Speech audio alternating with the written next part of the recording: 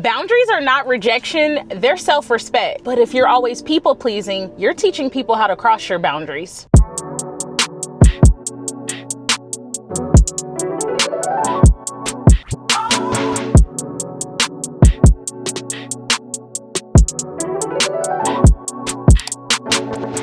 In my last video, I shared with you guys how I am learning to see boundaries as a form of self-respect instead of seeing it as a way of rejecting somebody else. If I'm being honest, this is something I'm still continually struggling with, but we're making progress every day. One of the biggest mindset shifts I've had to make is learning to see having a boundary as a way to keep me in obedience to God and fulfilling His purpose for me while I'm on this earth. Because if you're always people-pleasing, how are you going to get anything done? How are you going to achieve anything if your main purpose is to make other people happy? During this time, I've also came into revelation that people-pleasing is just another way of saying, walk all over me. You can do whatever you want to me. Quiet as it's kept, people-pleasing is just as toxic as so many other behaviors. We just often don't label it as toxic because we just see that person as being nice or kind. So first, let's talk about some ways that people-pleasing often shows up. These are ways that I know that I'm people-pleasing. Let me know in the comments if any of these resonate with you. But the first way that people-pleasing shows up is saying yes to something that you absolutely want to say no to, just to make that person feel good. Some other ways that I notice people-pleasing creeping back into my life is like not speaking up when somebody says something that bothers me or offends me because I don't want to come across as rude. Going to an event or a party, meeting up with people just because they asked me to, not because I really wanted to go. Apologizing excessively for things that you shouldn't be sorry for. Like for me, I notice I always say sorry for stuff. Instead of saying excuse me when I'm walking past somebody, like I'll be like, I'm sorry. And it's like, what are you sorry for? The last way I notice people pleasing showing up for me is taking on just more responsibilities, whether that be at church, with your family, friends, school, relationally, just taking on so that you don't disappoint others. The old Asia would take on too many commitments knowing she didn't have the energy to show up. This can look like things like working excessive overtime, cooking and cleaning, knowing that I really needed to rest at that time. Not allowing confrontation within my relationships just because I didn't want to express how I felt. I didn't want the confrontation, even though confrontation is good, it's healthy. That's how we come up with solutions to problems we're having. But yeah, old me really struggled with those things. In those moments, I didn't always realize that what I was doing was toxic and that it was really hurting me more than anybody else. But the moment that I realized that the anxiety and discomfort I was feeling was because I was shrinking myself to please others,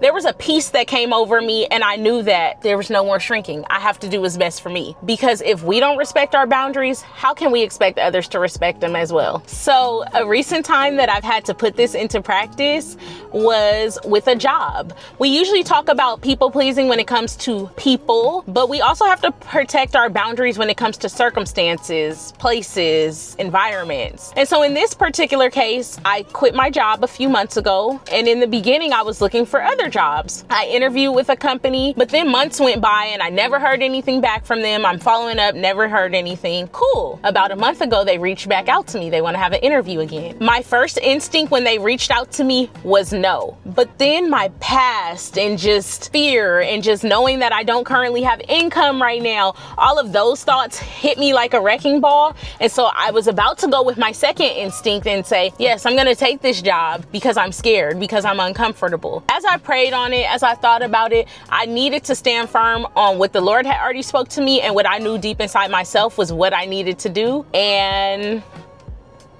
I did that, and here we are now. Even though the job would have provided me stability and a stable check, I had to say no because God had already revealed to me where He wanted me to be and what He wants me doing in this season. And I couldn't take the job just to make the company happy because I would have been left feeling really dissatisfied and not happy with my decision. I'm not gonna lie to y'all, it was really uncomfortable setting the boundary and sticking to it. I was having all types of thoughts. But once I came to terms with it and I just went with it, I felt so much peace and clarity knowing that I didn't change my decision for other people. I stuck to what I knew, prayed, and felt was best for me. And here's the shift in it all. Here's my favorite part about shifting away from people pleasing and enforcing our boundaries is people pleasing used to cost me my peace. Having boundaries gives me peace and clarity. You see that? That's like a full circle moment. So I don't know about you, but I've noticed some reasons that I people please tend to be things like fear of of rejection. I just want to be liked or approved or accepted by other people. I want to fit in. I think sometimes we can confuse being kind with kind of being a pushover and just being overly compliant. And then lastly, for me, I never want to be too much, or I don't want to be a problem. I'm just want to kind of slide under the radar, but yeah, not no more. That don't work. So a couple of practical tips and advice for breaking free from people pleasing includes pausing before speaking. It is okay to say, can you give me a minute? Can I get back to you? You do not have to answer people or give them an answer exactly when they ask you. You owe it to yourself to take that time to think, to pause, and to figure out what you want to say. There's nothing wrong with that. I like to remind myself that sometimes saying no to somebody else is saying yes to me. If you don't say yes to you, who will? And then I always like to throw a little exposure therapy into things, or like getting some reps in, starting small and building up confidence, because the more you start enforcing your boundaries, the easier it becomes, right? Yeah, just getting your feet wet, just getting in there and doing it, even when it's uncomfortable. What's the worst that can happen? Nothing. So enforce your boundary. And if you're anything like me, you may like struggle with, how do I say this? What do I say when I'm enforcing a boundary? And so some phrases I like to use is, I won't be able to commit to that right now. That doesn't work for me, but thank you so much for thinking of me. Or even a simple no. We sometimes forget no is a complete answer too. You can straight out say no. There's nothing wrong with that. I promise you. So once again, this is your reminder that boundaries are not rejection, they are self-respect. And so if you're somebody who's tired of people pleasing, you're tired of feeling uncomfortable in your own skin because you're just doing too much for other people and not enforcing your own boundaries, I want you to start with making one small boundary this week. Let us know in the comments what your boundary for the week is gonna be so that we can encourage each other. If you like this video, make sure you hit the like button, the subscribe button, and until next time, remember that you're not behind. You're just on your journey to becoming.